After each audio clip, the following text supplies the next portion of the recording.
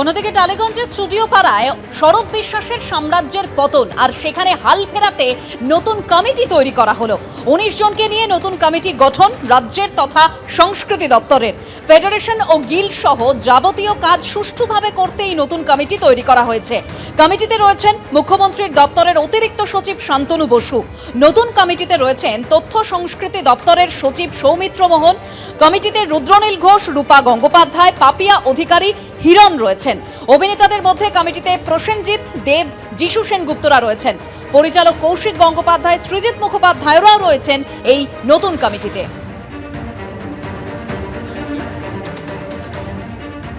আমাদের সম্মানীয় মুখ্যমন্ত্রীর কাছে আবেদন রেখেছিলেন যে আমাদের গিল্ডগুলোর মাথায় তো ফেডারেশন নেই, তার কার্যকাল ফুরিয়ে গেছে 2025-এর ডিসেম্বর থেকেই।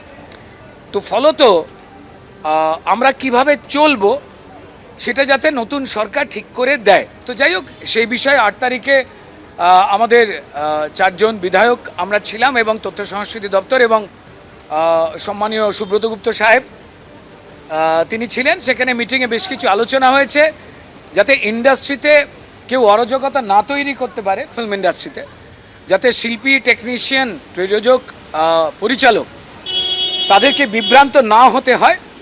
তাই যেভাবে কাজটাকে এগিয়ে নিয়ে যাওয়া যাবে নিশ্চিন্তে, কেউ না ভুল বোঝাতে পারে, তার জন্যেই একটা প্রস্তাব এসেছে কমিটি। সেই কমিটি এক্সটেন্ডও হতে পারে, তারও অপশান রয়েছে। তার মিটিং সরকার জানাবে। এটা খুব ওপেন এবং খুব কি বলবো, খুব সহজ একটা পদ্ধতি, বিভ্রান্তি যাতে না আসে। এবার মধ্যপ্রদেশ হাইকোর্টে ধাক্কা অভিষেক বন্দ্যোপাধ্যায়ের গ্রেপ্তারি পরোয়ানার ওপর স্থগিতাদেশ প্রত্যাহার করা হলো। একটি মানহানি মামলায় মধ্যপ্রদেশ হাইকোর্টের এই নির্দেশ। পরোয়ানার উপর স্থগিতাদেশ প্রত্যাহার মধ্যপ্রদেশ হাইকোর্টের সিঙ্গেল বেঞ্চের। অভিষেক বন্দ্যোপাধ্যায়ের আর্জি খারিজ করেছেন বিচারপতি প্রমোদ কুমার আগরওয়াল। আর এর আগে ভোপালের বিশেষ আদালত অভিষেক বন্দ্যোপাধ্যায়ের বিরুদ্ধে গ্রেপ্তারি পরোয়ানা জারি করেছিল। 2025-এর নভেম্বরে সেই গ্রেপ্তারি পরোয়ানায় স্থগিতাদেশ দিয়েছিল মধ্যপ্রদেশ হাইকোর্ট। প্রাক্তন ক্রীড়ামন্ত্রী অরূপ বিশ্বাস কি বলছেন সরাসরি শোনাবো। আমি আর কোনো কথা বলবো না, যেটা বলা কোর্টে বলবো।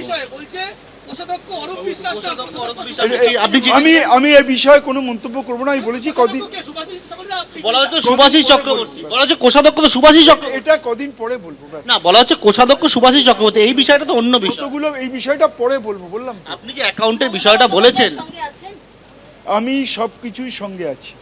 সবকিছু বলতে বাস ঠিক আছে। অরুদা সবকিছু বলতে আমি তৃণমূলের সঙ্গে আছি। কোন তৃণমূলে?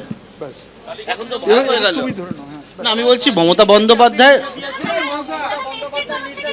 অরুদা এই দেখো, এক মিনিট। অরুদা একটাই প্রশ্ন, কোষাধ্যক্ষ হিসাবে আপনি যে চিঠি পাঠিয়েছেন সেই চিঠি কেন পাঠালেন? এবং বলা হচ্ছে সুভাষিস চক্রবর্তী। এই বিষয়ে কদিন পরে কথা বলবো, তার আগে কোনো কথা বলবো। আমি কোনো কথা এই বিষয়ে বলবো না। না অরুদা এইটা তো সাবজুডিস না। আমি বললাম তো আমি এই বিষয়ে কোনো মন্তব্য করবো না। ব্যাস। না মানে এইটা তো সাবজুডিস, এটা তো অন্য বিষয়। অরুদা এটা চিঠির বিষয়। অরুদা যে বিষয় জানতে চাইছি একটাই বিষয়, এই কোষাধ্যক্ষর বিষয়টি। আর কোনো বিষয় না। কিভাবে হলো? কদিন পরে বলবো। ব্যাস। আমি তো আগেও বলেছি পরে বলবো, এখন না, এটা নিয়ে বসে আমি বলবো। কালীঘাটে ফের সিআইডির তদন্তকারী আধিকারিকরা। এবার মমতা বন্দ্যোপাধ্যায়ের আত্মীয়ের বাড়িতে পৌঁছে গেল সিআইডির টিম।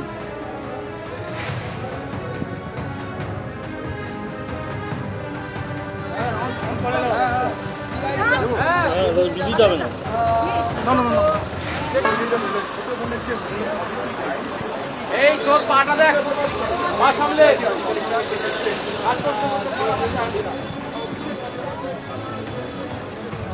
পুরী থেকে গতকালই গ্রেপ্তার তৃণমূল কংগ্রেসের প্রাক্তন কাউন্সিলর সুশান্ত ঘোষ। তাকে আজ সকালে আনা হয় লালবাজারে। লালবাজার থেকে আলিপুর আদালতে তোলা হলো সুশান্ত ঘোষকে। গতকালই ওড়িশার পুরীতে কলকাতা পুলিশের স্পেশাল টাস্ক ফোর্সের হাতে ধরা পড়েন সুশান্ত ঘোষ। নিজের মোবাইল ফোন বন্ধ রেখে পরিবারকে মুম্বাই পাঠিয়ে দিয়েছিলেন তৃণমূলের প্রাক্তন এই কাউন্সিলর। পুরী থেকে ভুবনেশ্বরে চলে যাওয়ার চেষ্টাও করেছিলেন তিনি, দাবি এসটিএফের। তার আগেই কলকাতা পুরসভার 12 নম্বর বোরোর প্রাক্তন চেয়ারম্যানকে গ্রেফতার করল পুলিশ। তার বিরুদ্ধে আনন্দপুর থানায় তোলাবাজির অভিযোগ জানিয়েছিলেন এক হকার। সেই অভিযোগের প্রেক্ষিতে এফআইআর দায়ের। সেই এফআইআর এর ভিত্তিতেই পুরী থেকে পাকড়াও করা হয় সুশান্ত ঘোষকে।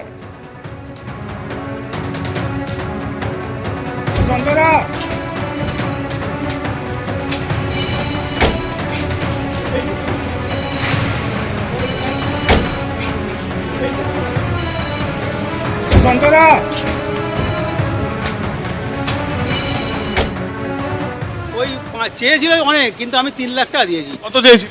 চেয়েছিল 5 লাখ, 3 লাখ টাকা দিয়েছে। আমি 3 লাখ দিয়েছি। কোনো রসিদ বা কোনো কিছু দিয়েছিল আপনার? কোনো রসিদ দেয়নি, কোনো দোকান রসিদ দেয়নি। কি কারণে দিতে হবে বলেছে? ওই তার না হলে এই 5 ফুট দোকানটা পাবো না। কিন্তু ট্যাক্সের খরচাটা সম্পূর্ণ আমাদের, শুধু জায়গা ডুর ফ্রি। আর ওই যে এপারে যে দোকানটা দেখছেন 5 ফুটের, এটা আমি 3 লাখ টাকা দিয়ে কিনতে হয়েছে আমার। সুশান্ত ঘোষ আমার কাছে 2.5 লাখ টাকা নিয়েছে এই দোকানের পারপাসে। কিসের দোকান? এই যে এই মাছের দোকান। কেন? ওই না হলে দোকান হবে না, তুলে দিয়েছে। তুলে দিয়ে 2.5 লক্ষ টাকা নিয়েছে আমার কাছ থেকে। 2.5 লক্ষ টাকা। কোনো রসিদ বা কোনো?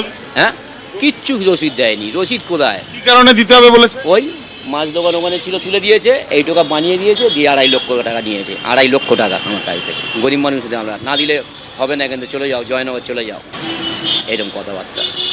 আমরা গরিব লোক, অসহায় পড়ে গেছি, যদি আমাদের টাকা ফেরত দেয় আমরা খুব উপকার হই। এবার আগাম জামিনের আবেদন জানিয়েছেন বিদায়ী তৃণমূল কাউন্সিলর অনন্যা বন্দ্যোপাধ্যায়। আলিপুর কোর্টে আগাম জামিনের আবেদন জানিয়েছেন তিনি। তবে কোন মামলায় আগাম জামিনের আবেদন করেছেন তিনি জানবো আমাদের প্রতিনিধি আবির দত্তর কাছ থেকে। আবির, দেখো, যেটা জানা যাচ্ছে যে আলিপুর পুলিশ কোর্টে অনন্যা বন্দ্যোপাধ্যায়, তিনি তৃণমূলের বিদায়ী কাউন্সিলর, তিনি আত্মসমর্পণ করে তিনি আগাম জামিনের আবেদন করেছেন। এবং যেটা জানা যাচ্ছে যে 2026 সালে নির্বাচন, অর্থাৎ এই যে বিধানসভা নির্বাচন, সেই নির্বাচন হয়ে যাওয়ার পরে পঞ্চায়েত থানাতে বেশ কয়েকটি অভিযোগ হয় এবং সেই অভিযোগ ছিল বিজেপি কর্মীর বাড়ির ভাঙচুরের ঘটনা। সেই ঘটনার পরিপ্রেক্ষিতে যে অভিযোগ হয়, সেই অভিযোগের পরিপ্রেক্ষিতেই তিনি কিন্তু এই আগাম জামিনের আবেদন করতে আলিপুর আদালতে এসেছেন। এবং এই যে আলিপুর আদালতে তিনি এসেছেন, সেই আদালতে এসে মূলত এই 2026 সালে পঞ্চায়েত থানাতে যে অভিযোগ হয়েছিল, সেখানে তৃণমূল কংগ্রেসের দুষ্কৃতীদের বিরুদ্ধে অভিযোগ ছিল এবং যে অভিযোগ ছিল যে অনন্যা বন্দ্যোপাধ্যায়ের অনুগামীরা তারা এই ঘটনা ঘটিয়েছে। এই পরিপ্রেক্ষিতে যে অভিযোগ করেন বিজেপি কর্মী সমর্থকেরা, সেই ঘটনার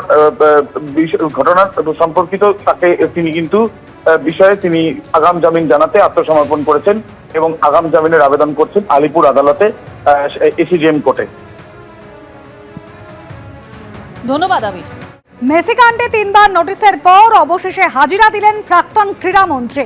সকাল 9:55 নাগাদ বিধাননগর দক্ষিণ থানায় হাজিরা দিলেন অরূপ বিশ্বাস। 3 ঘন্টা ধরে জিজ্ঞাসাবাদ করা হয় তাকে। 22 জুন ফের তলব করা হয়েছে অরূপ বিশ্বাসকে।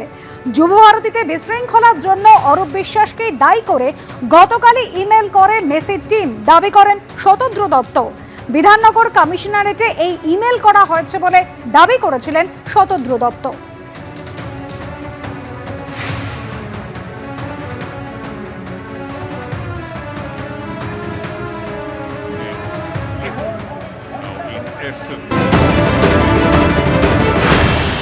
এখন সাবজুডিস, আমি এই বিষয়ে কোনো কথা বলবো না। যা বলার কোর্টে বলবো। যেটা আদালতে রয়েছে, লয়াররা কথা বলছে, বারবার একটা কথাই তোমাদের বলছি, এটা সাবজুডিস। আমি যা বলার কোর্টে বলবো। আর এইটাও বলছি, সত্যের জয় হবে। মেসি শুভেচ্ছা বার্তা পাঠিয়েছে ওর মাসতুতো ভাইকে, অরূপ বিশ্বাসকে, যে তুই আমার পেটে এত কাতুকুতু দিয়েছিলি বলেই আমি 3 গোল দিতে পারলাম, হ্যাট্রিক করতে পারলাম। যাবে, বেশি দিন বেরোতে পারবে না, ভেতরে ওকে যেতেই হবে।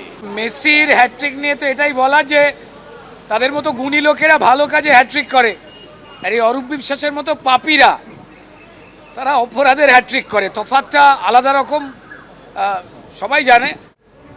দলের অন্দরের সমস্যার কথা তুলে ধরে ব্যাংকে চিঠি লিখে দলের অ্যাকাউন্ট ফ্রিজ করার আবেদন জানিয়েছেন তৃণমূলের কোষাধ্যক্ষ অরূপ বিশ্বাস। আর এই বিষয়কে কটাক্ষ করে সজল ঘোষ আর রুদ্রনীল ঘোষ কি বলছেন শুনুন। ও লাইন নিয়েছে মোদিজি, একটুখানি লাইনটা একটু ডিফারেন্ট। जब खाने नहीं पाऊंगा तब किसी को खाने नहीं दूंगा, ভালো লাইন। হঠাৎ করে ওই কি ফান্ড টান্ড এইসব ব্যাপারে সই করতে বেরিয়ে এলো। ওই ছোটোবেলায় একটা কথা আমরা শুনেছিলাম, এইটা যেখানে সেইটা সেখানে। তো তেমনই আর কি, অরূপ বিশ্বাস প্রমাণ করলেন ফান্ড যেখানে উনিও সেখানে। এইচডিএফসি ব্যাংকের সেন্ট্রাল প্লাজা শাখায় চিঠি লিখে সর্বভারতীয় তৃণমূল কংগ্রেসের অ্যাকাউন্ট ফ্রিজ করার জন্য আবেদন জানালেন তৃণমূলের কোষাধ্যক্ষ অরূপ বিশ্বাস। দলের অ্যাকাউন্টে সব লেনদেন বন্ধ করার আবেদন জানিয়েছেন তিনি। অরূপ বিশ্বাসের চিঠিতে এবার নতুন করে সংকটে পড়ল কালীঘাট তৃণমূল। অরূপ বিশ্বাস তৃণমূলের কোষাধ্যক্ষ হিসেবে ব্যাংকের কাছে আবেদন জানিয়েছেন। দলের মধ্যে ব্যাপক গন্ডগোল চলছে। সাংসদদের অনেকে দল ছেড়ে দিয়েছেন, আবার বিধায়কদের মধ্যে অনেকে বিদ্রোহ ঘোষণা করেছেন। এই পরিস্থিতিতে দলের কর্তৃত্ব কার হাতে থাকবে তা নিয়ে বিবাদ চলছে। ফলে কে ব্যাংক অ্যাকাউন্ট পরিচালনা করবে তা নিয়েও অনিশ্চয়তা তৈরি হয়েছে। এমনকি অরূপ বিশ্বাস তাঁর চিঠিতে দলের অফিসে তাঁর সই করে রাখা ব্যাংক চেকগুলির অপব্যবহার হতে পারে বলেও আশঙ্কা প্রকাশ করেছেন। তাই এই অবস্থায় দলের অ্যাকাউন্টকে সুরক্ষিত রাখতে সমস্ত লেনদেন বন্ধ রাখা হোক, না হলে আরও জটিলতা তৈরি হতে পারে। ফলে যতক্ষণ দলের মধ্যেকার সমস্যার সমাধান না হচ্ছে ততক্ষণ পর্যন্ত সব ধরনের লেনদেন বন্ধ রাখার আবেদন তিনি ব্যাংক কর্তৃপক্ষের কাছে জানিয়েছেন। ওয়াকিবহল মহলের ধারণা, অরূপ বিশ্বাসের এই চিঠিতে নতুন সমস্যায় পড়ল কালীঘাট তৃণমূল। এমনিতেই ভোটের পর দল ভেঙে খান খান। মমতা বন্দ্যোপাধ্যায়, অভিষেক বন্দ্যোপাধ্যায়ের নেতৃত্ব দলের মধ্যে চ্যালেঞ্জের মুখে। তার উপর এবার কয়েকশো কোটি টাকা তহবিল নিয়েও তৈরি হলো নতুন সংকট।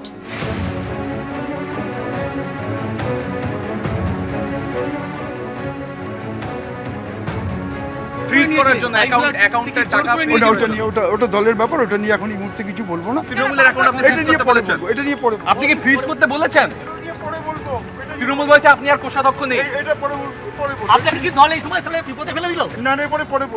সর্বভারতীয় তৃণমূল কংগ্রেসের ব্যাংক অ্যাকাউন্ট ফ্রিজ করার জন্য আবেদন তৃণমূলের কোষাধ্যক্ষ অরূপ বিশ্বাসের।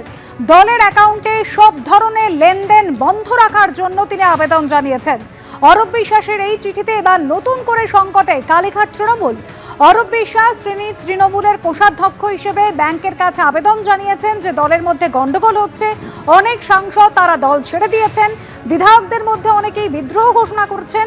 আর এই পরিস্থিতিতে দলের কর্তৃত্ব কার হাতে থাকবে তা নিয়ে যখন বিবাদ চলছে, কে ব্যাংক অ্যাকাউন্ট পরিচালনা করবেন তা নিয়েও অনিশ্চয়তা তৈরি হয়েছে। অরূপ বিশ্বাস তার চিঠিতে দলের অফিসে তার সই করে রাখা ব্যাংক চেকগুলির অপব্যবহার হতে পারে বলেও আশঙ্কা প্রকাশ করেছেন। দলের অ্যাকাউন্টকে সুরক্ষিত রাখতে সমস্ত লেনদেন বন্ধ রাখা হোক, না হলে আরও জটিলতা তৈরি হতে পারে।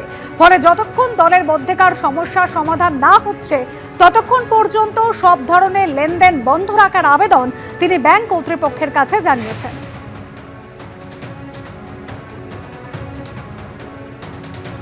অরূপ বিশ্বাস চিঠি দিয়েছেন। তিনি ট্রেজারার ছিলেন। তিনি মনে করেছেন যে এই চিঠিটা না দিলে হয়তো যে অ্যাকাউন্টটি তৃণমূল কংগ্রেসের রয়েছে সেটাতেও কিছু অনিয়ম হতে পারে, সেটাকে ভেবেই হয়তো তিনি চিঠি দিয়েছেন। এর বাইরে আমার কিছু বলার নেই, কারণ সেটা তিনি চিঠি দিয়েছেন ট্রেজারার হিসেবে। এটার উত্তর তিনিই ভালো দিতে পারবেন। কোন তৃণমূল কংগ্রেসের কথা বলছি? সেই তৃণমূল কংগ্রেস অনেক কথা বলে, অনেক দাবি করে, কিন্তু সেই দাবির সাপোর্টিং ডকুমেন্ট হতে হয়। সেই ডকুমেন্টগুলো অধিকাংশ সময় দেখা যায় যে এরকম কোনো সাপোর্টিং ডকুমেন্ট থাকে না, তারা মুখেই বলে যাচ্ছে। আমি জানি না, টাকা পয়সার ব্যাপারটা আমরা যেহেতু দেখি না, মানে কোষাধ্যক্ষ বলুন বা কোনো সাইনিং অথরিটি বা আমরা সেখানে কেউ নই, বা পার্টির ফান্ড ইত্যাদি ব্যাপারে আমাদের কোনো জানকারিও নেই, ভূমিকাও নেই। অরূপের সঙ্গেও আমার কথা হয়নি, ব্যাংকের সঙ্গেও কথা হয়নি, আর গোটা বিষয়টা আমি এবং এখানে যারা আছি তারা কেউ জানি না, ফলে বলতে পারবো না। তো যদি কেউ বলে থাকেন তিনি বলতে পারবেন, ব্যাংক বলতে পারবে, আর বিষয়টা যারা দেখেন বলতে পারবে। আমাদের ওটা এখতিয়ারই নেই, ফলে আমরা এই বিষয়ে কোনো মন্তব্য করব না। এবিপি আনন্দ, এগিয়ে থাকে, এগিয়ে রাখে।